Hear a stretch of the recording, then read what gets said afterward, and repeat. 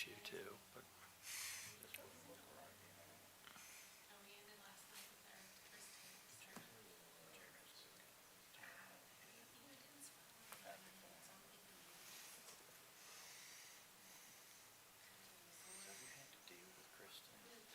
was that? Have you had to deal with Kristen Gibbons? Is she the? Yeah. I mean, I chewed on her because she's been there for a little while, right? That's the one I chewed on for moving the polling station, not talking to the city council about it first.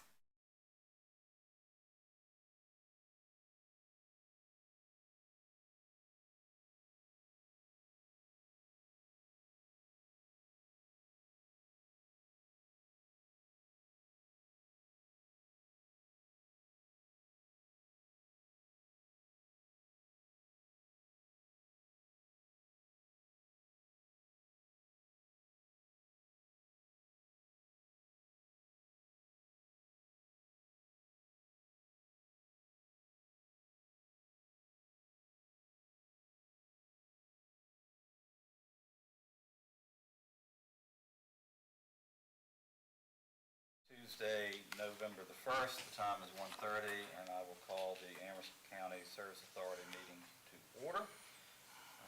First thing on the agenda is citizen comment.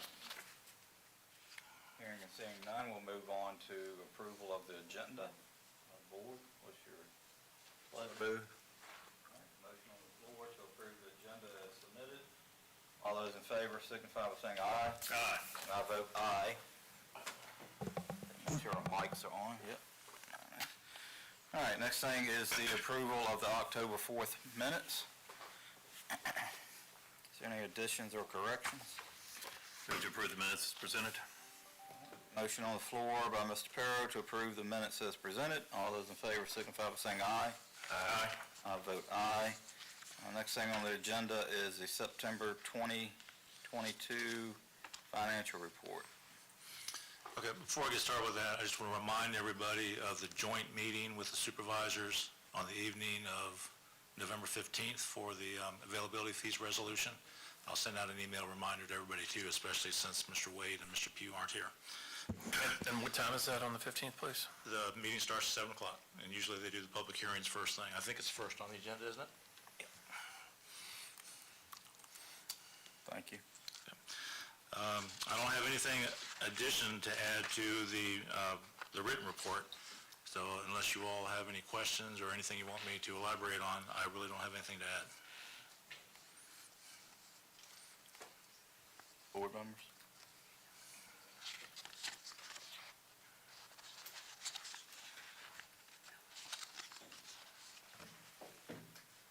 I don't have any comments.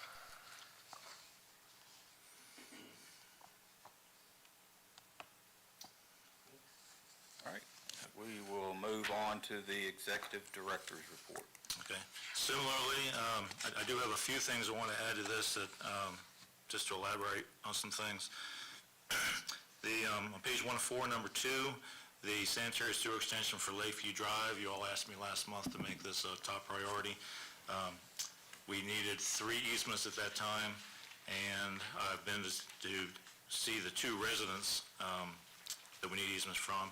Mr. Burford he had already told me that he was willing to do it. Went back, talked to him. He's planning on coming into the water office on Friday to sign it and get his signature notarized. Mr. Shelton, I'm glad I caught him.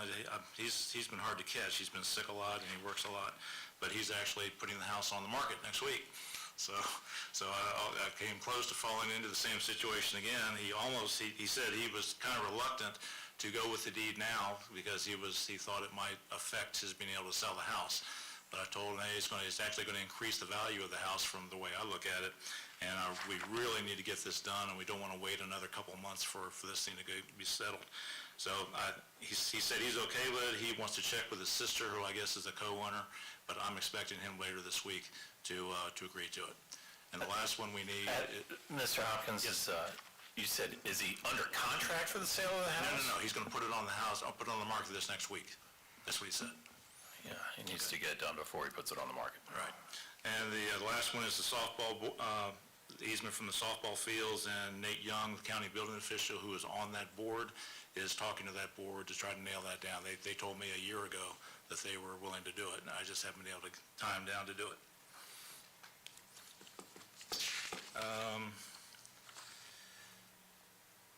All right, you've got the pictures from the Graham Creek Reservoir Dam project.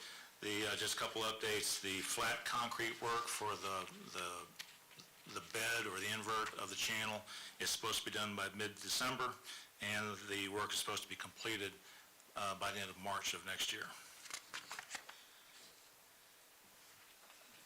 Mr. Martin just signed the letter that you all requested for the Seminole Plaza Shopping Center, and that's all I've got on the Executive Director's report, unless you all have any questions.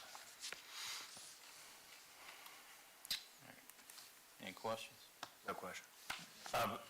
Mr. Hopkins, where do we stand with the RFP being developed for the master plan? Still working on it.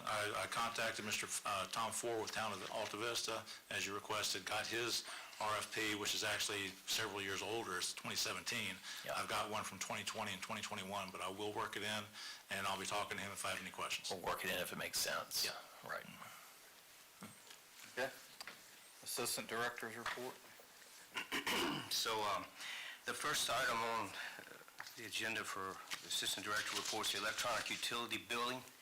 And I just wanted to give you guys, give the board some additional information about how we're achieving this goal and how things are working out and how we're making sure that everybody gets their bill, whether it be electronic or paper format, and the steps we're taking to make sure this is successful. So far, this has been very successful, and we're continuing to let our customers know of our desire to go paperless. Been a few bumps in the road, though, right? There's been a couple, but overall, it hasn't been very many. One that you and I particularly know about, don't we? Yeah. But you took care of that, and I appreciate it. Yes, sir. Thank you.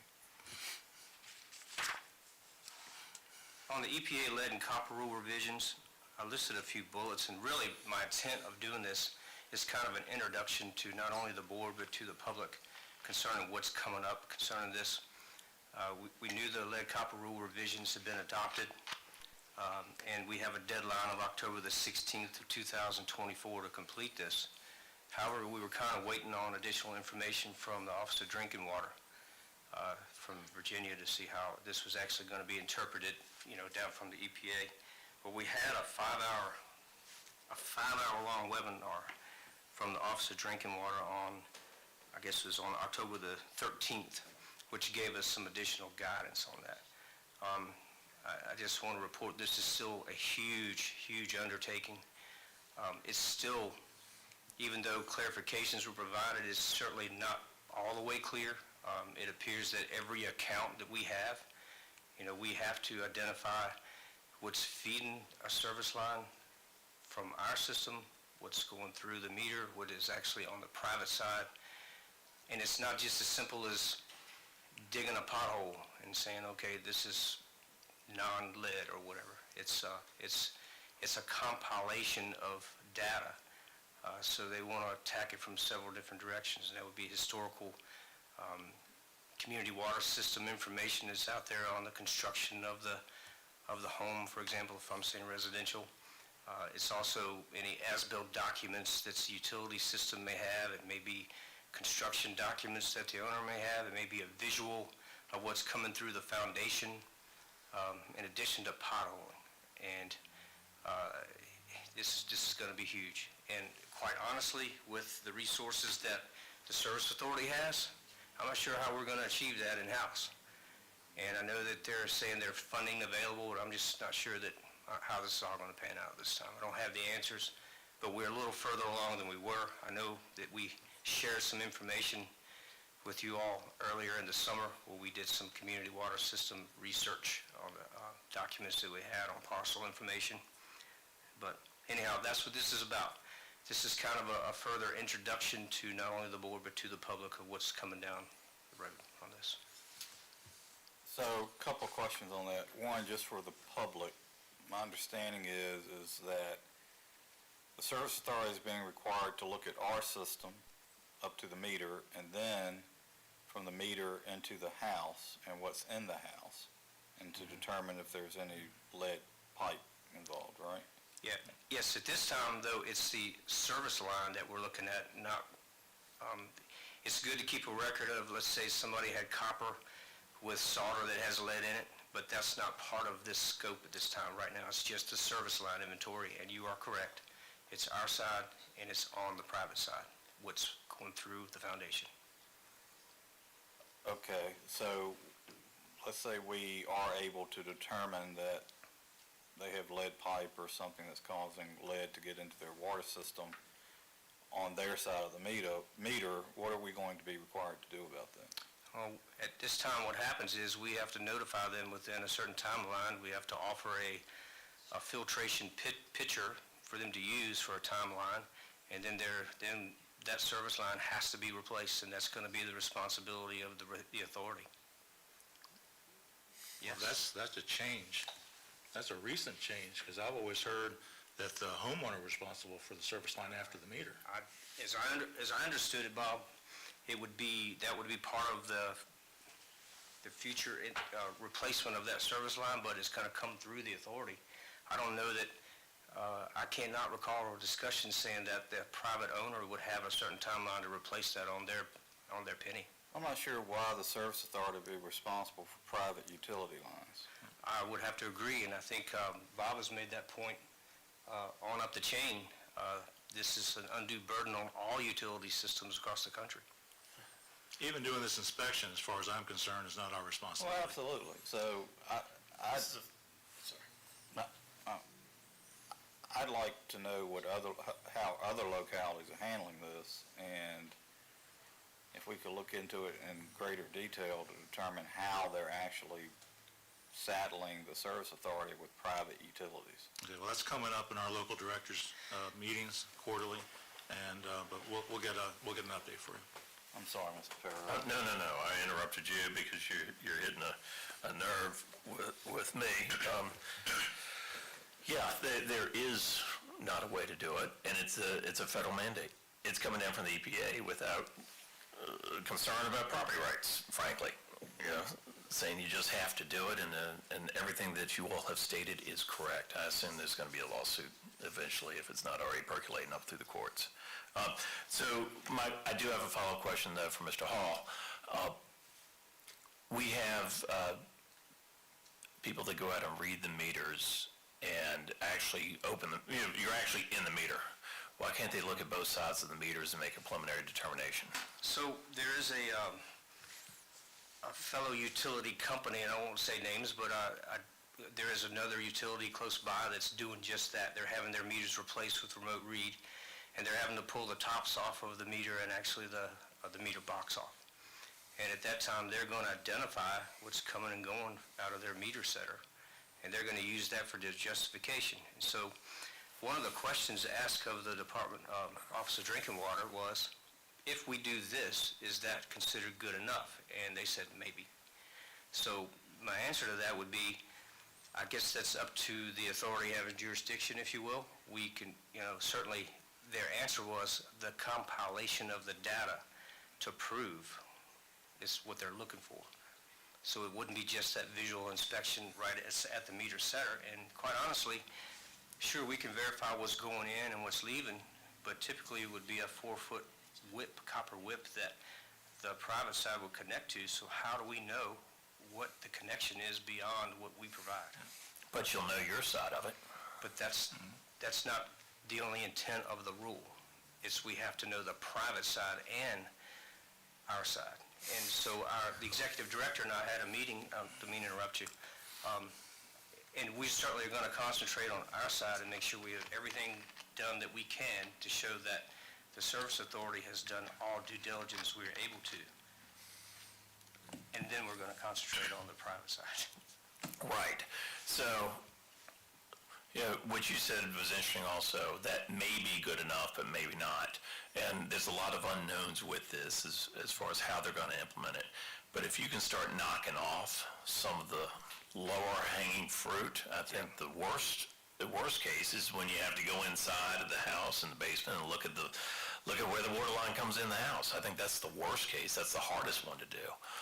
But if you can knock off some of the stuff in advance, Well, that's assuming that the citizen lets you in their house. that's all correct, yes. So what I did do was invited a third-party vendor as part of our report to set in on the webinar from the Office of Drinking Water and then give us a proposal on what they would do to assist us with this to get it accomplished. And, you know, they're remote out of South Carolina, and basically it's just feeding them data, and they put together the report on the template that Office of Drinking Water provided. So I can't see that as being a great value to our citizens, you know, for that consulting at this time. Please keep us updated. Mark, I don't know if you can look into it a little bit further, but it's a big issue. The Virginia, help me, Bob, Vimdois? There's three of them.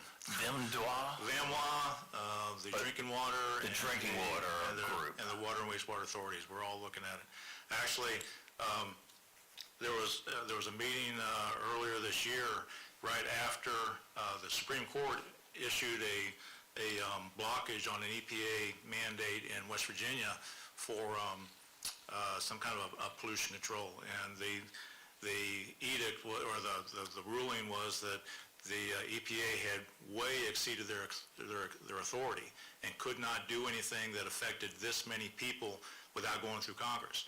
And at the VAMWA meeting, I went up to the aqua law lawyer and mentioned that to him and said, this is what we're talking about now is infinitely more powerful, more impactful. I mean, why don't we sue?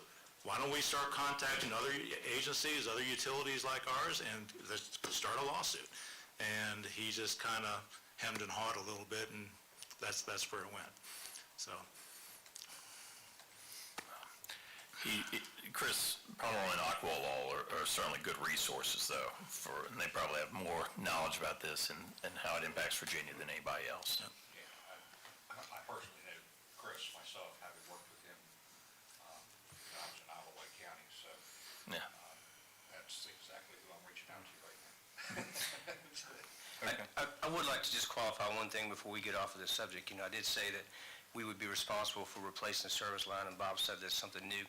This is just the first phase. We got to get through the inventory part, and there's further guidance, and I may be speaking out of turn, but I don't believe so. More information for. That's consistent with what I've heard. Okay. Anything else? I just wanted to say on the Rikert Road sewer pump station, I reported how we did get all of the costs of the damages from that overhead line that was snagged by the mobile home that was being transported on Right Shop.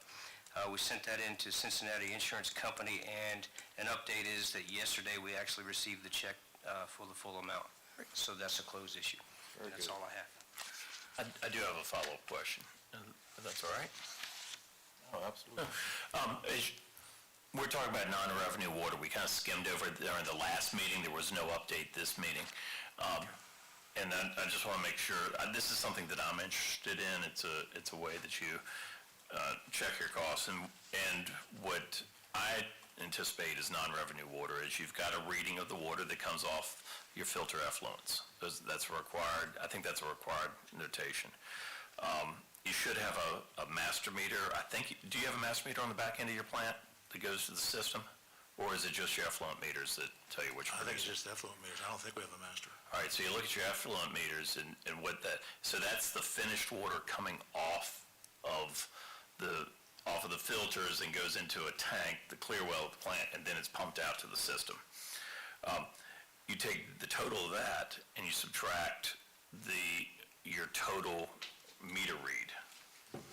And the difference between your total meter read and that production, the water produced is your water that you're not getting paid for, that's either getting lost in the system or being used as backwash for the plant operations. So there's always going to be a percentage that's used for backwash, but then the rest will tell you what you've lost in the system, either through people stealing it out of fire hydrants or pipe breaks or whatever else. And so if we work over time to try to reduce that number to an industry standard, considering the backwash amounts, I think that'd be good. Just to know what it is, it's got to be as a percentage, total water produced over total water sold. what's that percentage? So that's what I'm looking for there. Okay, I will give an update in the next meeting, it's okay? Yeah, sure. We have done some preliminary numbers. This is something that the executive director and myself need to discuss further, so I'll get some direction on that. But thank you. All right, moving on to new business, Colony Road Water Main Extension, sidewalk restoration. Yes, sir. We have completed the initial water main extension work. There's more to be done because of some things that we found. But we went ahead and bid the sidewalk restoration work. As you recall, the existing line is underneath the pavement for Colony Road, and VDOT was going to require us to pave the entire road curb to curb if we excavated to put the new line in. So we thought, well, let's just put it under the sidewalk instead. So that's what we've done. And we bid the sidewalk restoration a week or two ago, and the low bid is, well, you've got the bid tab in front of you, and what I'm just looking for is approval of that and authorization to sign the contract and do the work. Okay, so it was over the engineer's estimate, which is understandable. And you have adequate funding to finish the project. We've got plenty of money, yes, sir. Board, is there any questions? Is there a motion?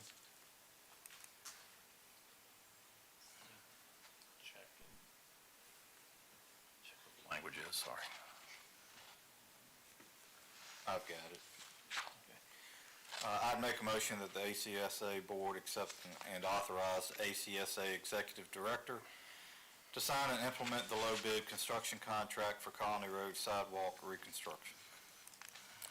All right, this motion on the floor. All those in favor signify by saying aye. Aye. I vote aye. Thank you.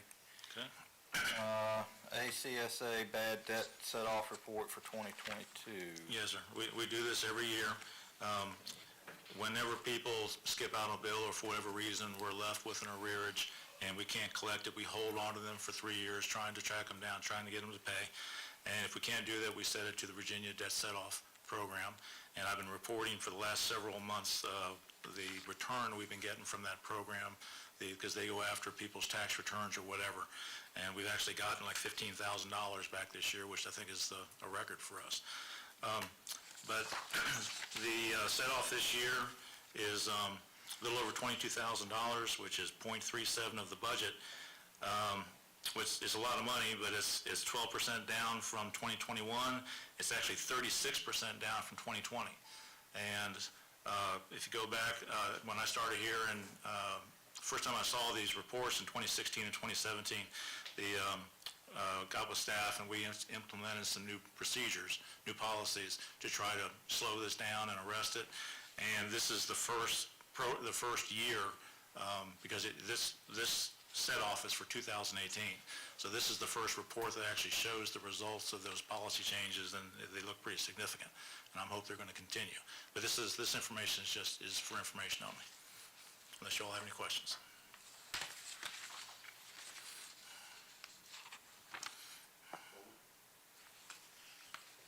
Informational only, right? Correct. Yeah. Okay. Low-income household water assistance program. Yes, sir. I've been reporting on this for quite a while, and I've been on the advisory committee to help the Department of Social Services set this up with Aqua Law and several other utility reps. And for the first 8 months or so, I was very excited about this. I thought this was going to be a real good program for us.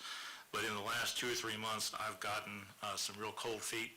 If you go through the report, we just had the last 2 meetings with the third-party administrative contractor, a company called Promise, that is being brought in by DSS to run this thing.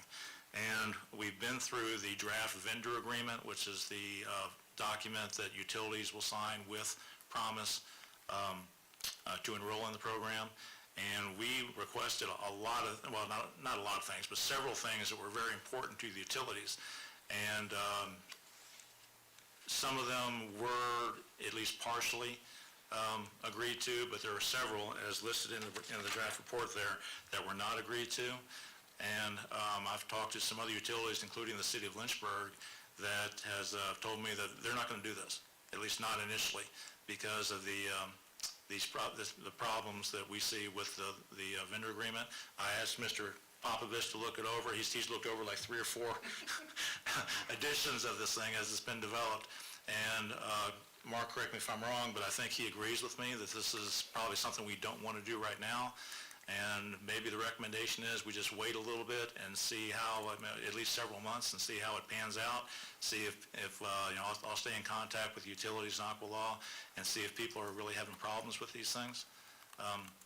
And then maybe talk about it again later. But that's my recommendation. But I know Mr. Woods and Mr. Wade were both really interested in this in past meetings. So if you all want to do it, of course we'll do it. It would be great for our customers.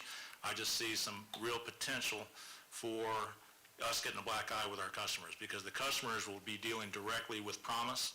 And if there are issues because of these things I've mentioned, or maybe some other things between the Service Authority and Promise, and they terminate the agreement, then we get the black eye because we're going to be blamed for the whole problem. So that's my take on it.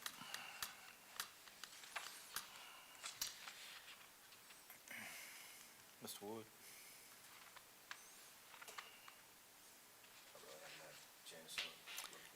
And this is not something we need, this is not something we need to do right now. It's just, I brought it to your attention. If you want to do it today, I've got a motion in here that we could do it, but there's no deadline. We can enroll in this at any time. The only problem with waiting, as I just suggested, is that there's a limited amount of money. It's available on a first-come, first-served basis, and the program ends December of next year.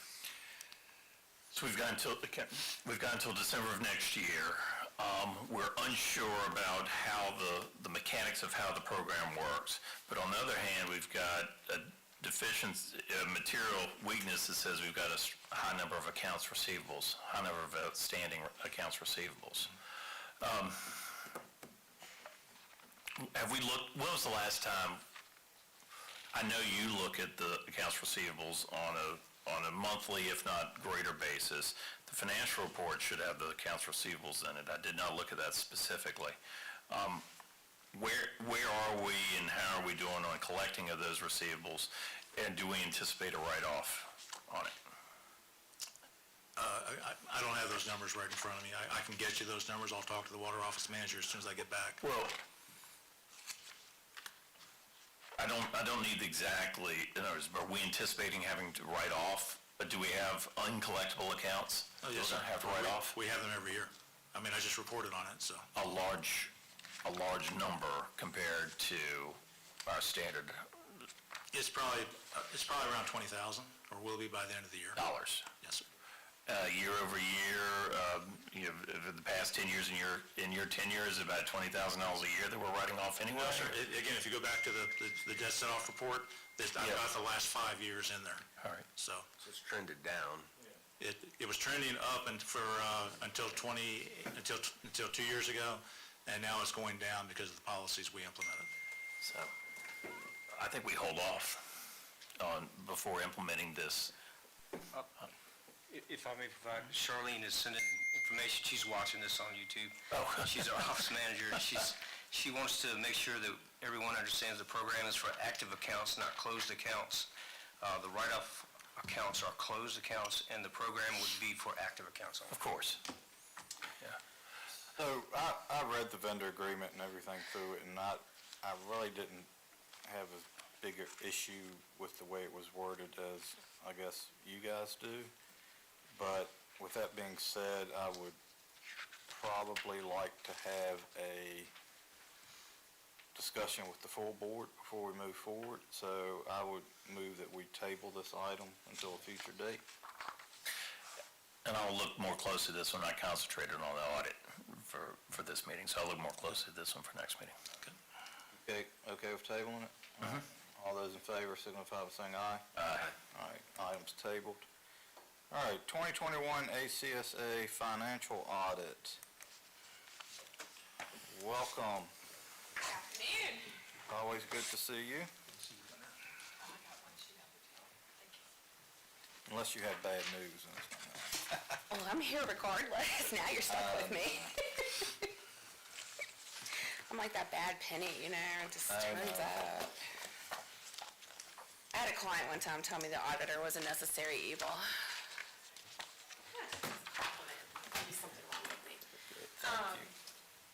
It hasn't changed. It's been a while since I painted them out, and I wasn't actually sure if either one of you two ever got my cards. I don't think so. I wanted to make sure you guys had them. Of course, we're missing a couple people today, so you're a few people down. For those of you who haven't met me before, I'm Susan Chapman. I have been working with the county and the service authority audits for 8 years now.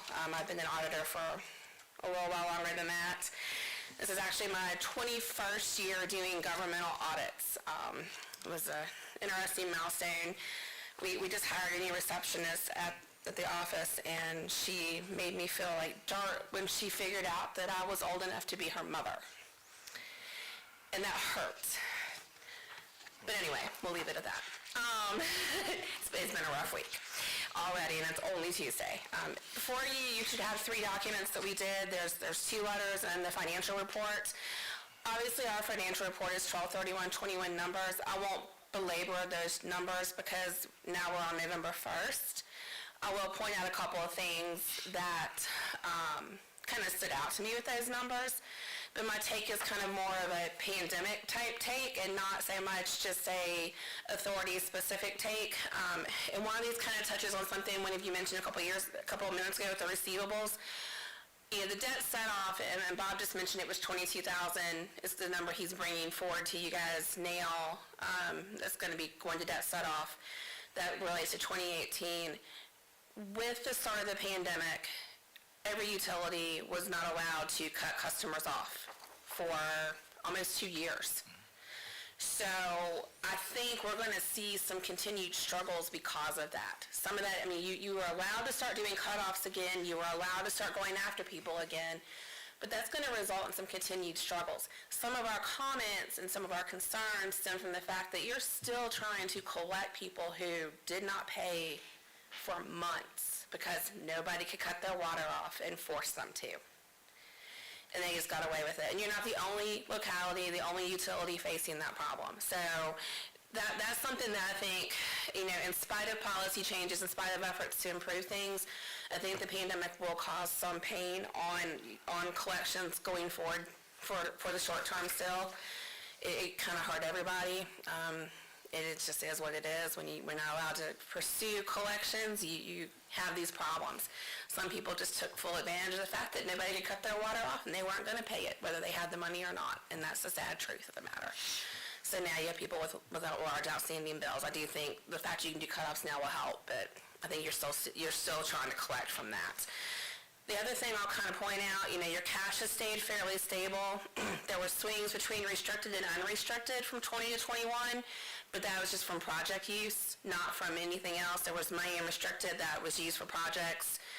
Overall, though, you've kind of weathered things pretty well, which is good. I've seen others struggle with cash collections on the utility side.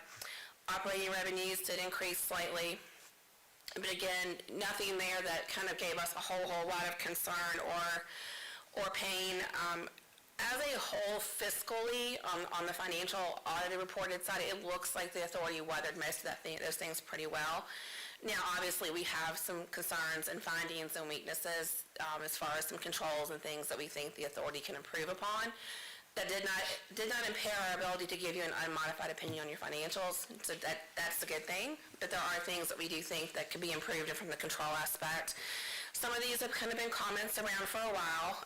Some of them are things that I think between Bob and Richard and in talking with Stacy, I think they finally have some plans to fix.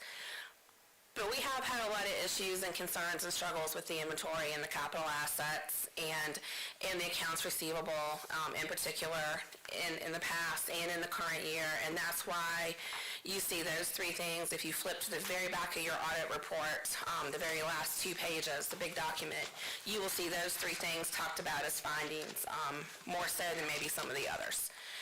And I won't go through all these findings in grave detail, but I will certainly answer any questions you guys have on them. But as a whole, we feel like the controls and practices over these things can be cleaned up. One, it helps so you know what you have, and 2, it would help detect if there was something to gain legs and walk out the door, and it can happen. And it does happen, and it's not to question any of the employees' integrity. We haven't seen anything to give us those concerns, but it's because you want to have those controls and those things in place so you don't have those problems. And like I said, nothing gave us concern that things did walk, but we do feel there's lacking controls to make sure things can't walk. Particularly in inventory, there's things that aren't always counted consistently, not labeled consistently, and I will fully acknowledge the authority has an old system. You have a lot of old parts laying around because of it. You never know when you're gonna need those old parts, or these cobbled together pieces of old parts.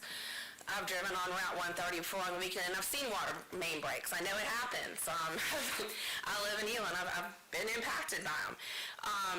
But we think the authority needs to make sure everything is counted and inventoried in a consistent manner, and a lot of it is manual, and we'd like to see it become more of an automated process so that it is not something that is so subject to human error. And that's part of our issue with it, is that it is very manual, it is very reliant upon just pure human diligence, and a more automated system would help with that. Same thing with a work order system, which we mentioned in the inventories. If you had a work order system, it would help prevent miscounts, not accounting for what you use on a job, not knowing what you have on hand. That's the nature of our comments, is to kind of give the authority the ability to really, as it continues to grow and try to progress and move forward, to do so efficiently. As far as the capital assets go, I've had conversations with Mrs. McBride about these especially. The county's going to a new software system. The authority's capital assets can go into that software system once they go live next July, and I think that will help with a lot of the capital asset issues that the authority is currently plagued with. An Excel spreadsheet, which is also what the county uses right now, unfortunately, is very ripe for, again, human error. And we think if we can get both the authority and county assets off of Excel and into a software system, that will solve a lot of the authority's capital asset issues. But again, you'll be plagued with the risk of that again for 12/30/22's audit, which is obviously not far away. And then you'll also be plagued with it again for the 6/30/23 audit. It's my understanding the authority is going to a fiscal year for 6/30/23. So you will have a 12/30/22 audit, 12/31/22 audit, and then you'll have a short 6-month period for a 6/30/23 audit before you would roll to a normal 6/30/24 audit. The reason being is you can't go 18 months without an audit. You have to have at least an annual audit. Susan, question on Yes. that. So yes, we'll have the short year audit, but this audit is typically on the county's audit cycle, right? So. This is, no. Or we do this some standalone, so we're still going to be, well, by the time we procure the audit and go through the audit process, we're still going to be 3/4 of the year, the way through our fiscal year before we have the audit findings? Hopefully not. The reason for the delays in this audit was a lot of back and forth on some of the capital asset issues I mentioned. If we can get all of the capital asset, we do field work in February. We actually started our audit field work in February for this audit. There were a lot of issues and back and forth on some capital assets and some other things.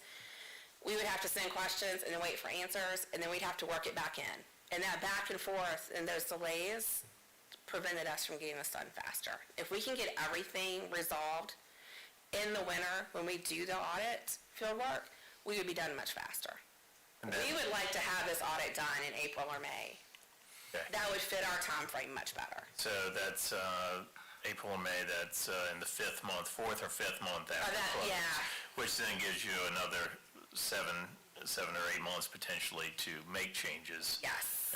In your systems, Yes. as opposed to 2. Yes. Okay.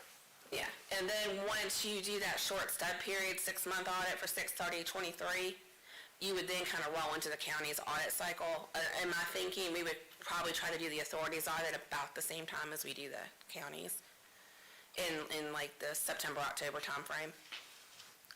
And kind of let it roll on a similar cycle. That would be the ideal situation for everybody. But no, we would like to have it done faster. This is not how we like to do audits either. Quick question, Susan. Yes. I'm working on a 6-month audit for the first half of next year.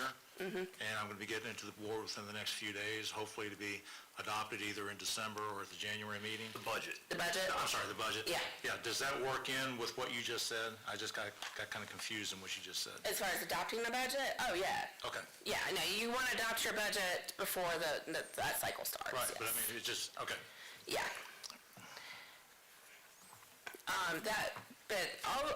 We still had a lot of adjustments, as well. I noted, that's one of the other findings we had, we're still having a lot of those same adjustments. And a lot of that comes through with, I think some of it may be off-cycle, some of it's just getting information between the county and the authority. And I'm hoping that some of the moving of pieces and getting everybody on the same cycle will help some of that. But all in all, the communication back and forth would help with getting, Bob kind of knows what he's got going on down there, but I don't know if all of us always know, or if Stacy always knows, and so the adjustments can't get posted. Or if Stacy's getting the information at the same time we're getting the information, she can't post the adjustments before we get the trial balance. So then we're posting adjustments because everybody's getting the information at the same time.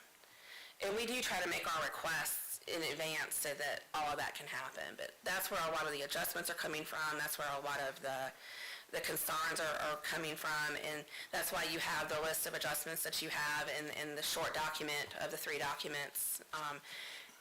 Because everybody's kind of getting all the information at the same time, and nobody can kind of clean up everything before it's all coming to us, before we do our part. That kind of creates a lot of moving pieces, and everybody's trying to clean it all up at once. I think there's a lot of opportunity here to kind of make it all flow better for everybody. We just have to figure out how to best make it work.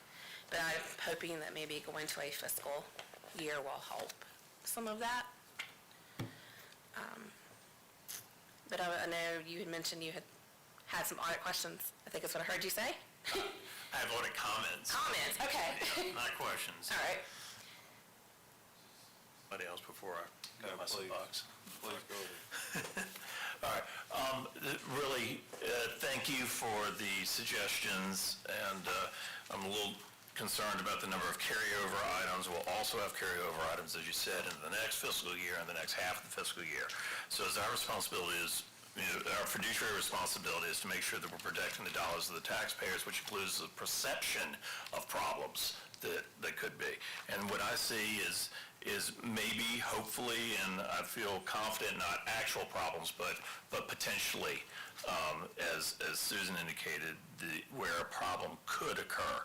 So what I'd like to do, if the board would concur with this, is to list out on in the comments on external controls, take a look at the comments which start on page 3, and everything that's underlined, everything that's in bold and underlined, at a future meeting, have the executive director's response to those and what actions are needed to make that comment go away and the time frame of taking those actions. Now, I understand that you have limited staff and limited time. It's our role to say, we expect this to be done. It's your role to explain to us how it can be done, which may impact budget or policy considerations. At that point, it becomes our responsibility to see if we would support you on those budget or policy changes that would allow you to comply with the suggestions in the audit. So I'm not saying that you need to figure out how to do everything yourself. As the executive director, I'm requesting that you figure out how, as an authority, we accomplish resolving these comments. Okay, you said page 3 of which document? The comments on internal control and other suggestions for considerations. Okay, thank you. Okay. And then, Mr. Chairman, I'd just like to kind of track this document, the one that the executive director will create for us about how to implement and when to implement, and I guess, and also the priorities for implementing, and track that so we can start getting these things resolved where we can. I understand some of them may require staffing adds, such as separation of controls, and I know that's going to be an outstanding problem. Maybe that's something the board will support, maybe not. But I would like to know what the solution for that is. amongst the others. I appreciate that, and I've probably asked this before, and I've probably been told this before. If the Service Authority is a separate organization from the county, Ms. McBride, what is your role in all of this? That's one question. And two, the new financial software that I think I heard it stated that could help fix some of the things. It'll help fix a lot of it. And that's going to be available to the Service Authority? Or? Okay. Yeah, so we'll have to talk after we get that up and running. What I would like to see is us look at better billing software for the Service Authority that ties to this software. My understanding is what they're using is actually a 20-year-old version. Based on sending it to our software consultant, it's old. It may be getting updates, but I can guarantee you Munis is not supporting that very well, and it's still on a, well, first of all, the postcard thing drives me crazy, but I got rid of that in Appomattox, and maybe we'll get there one day. And talk to Alta Vista as well, please. Well, I mean, Actually, they just got away from that.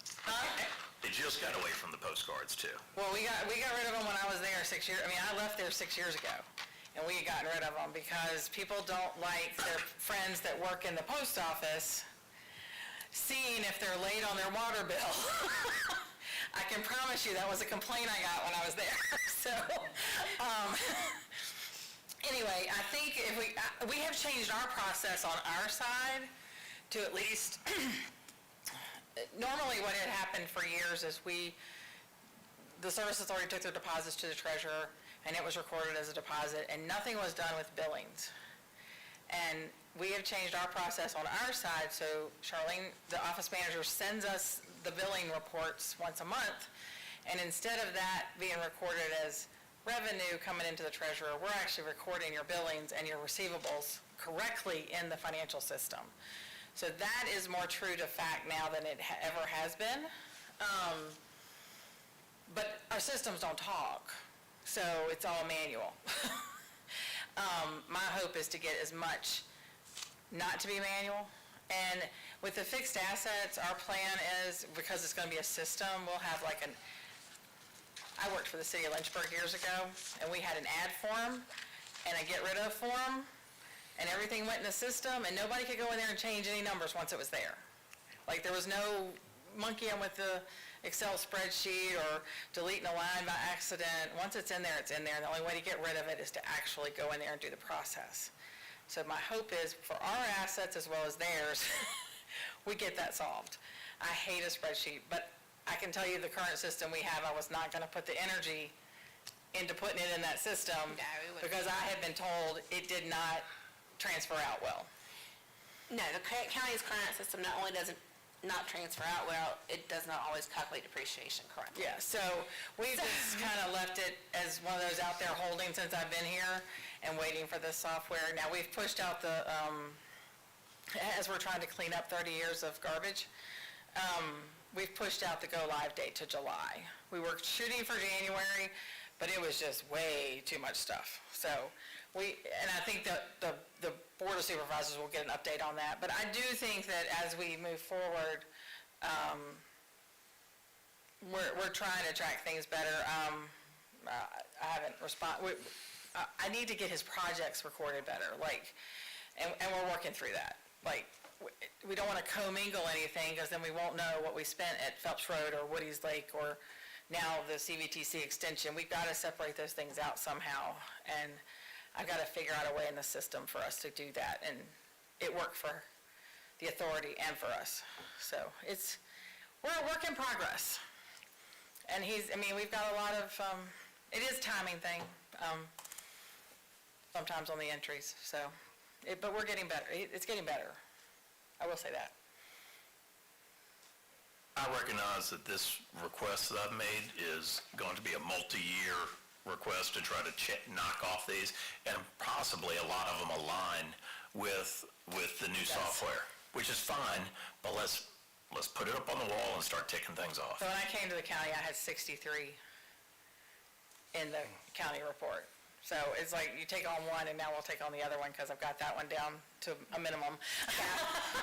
And so my role, Tom, Mr. Martin, as you asked, is to because the service authority does roll into the county audit, I still oversee it all as far as making sure it happens and making sure it's correct. The day-to-day, they do, but I still have the financials in my system for that purpose. And it's gonna be, I do think it's gonna be easier once we're on the same fiscal year. Okay. That makes for a long year for everybody. I Thank go out of one audit and into the next one. All right, thank you so No much. problem. If you guys think of any questions about any of those, or as you're working through timelines or how to develop ways to fix things, and you want to talk through things, please just let me know. If we can help with things, we will. If we can't help because of our auditor independence, we'll be glad to tell you that too. So, Appreciate let us know. All right, move on to miscellaneous matters. Just one thing, or actually, I've been reporting many times that the very stable status of employment with the Service Authority. We've run into a rough spot in the last couple of months. We've lost 3 people. We're advertising for all 3 of them right now. One thing I would specifically ask is we've got a crew supervisor who is very ill, a guy named John Stevens. Please keep him in your prayers. He's doing better, but more prayers can't help. But that's all I have on that. Are you gonna have words with Mr. Combs over at the MSA? I'm sorry? What? Isn't Jordan Combs, my friend at the Maury Service Authority, isn't he one of the culprits for losing your operators? Not that I'm aware of, no. I think you've got at least 2 of them working for him now. Oh, okay, I thought they went to Lexington, okay, I didn't know. Oh, yes, it's Lexington. Okay, yeah, well, that was over a year ago, almost 2 years ago. Well, let's not give them any ideas. All right. Next thing on the agenda is citizen comment. Hearing and seeing none, move on to matters from the members of the Service Authority Board. Woods? Yes, sir. I have none. So motion to adjourn? Motion to adjourn. So moved. All in favor, signify by saying aye. Aye. Meeting adjourned. Thank you.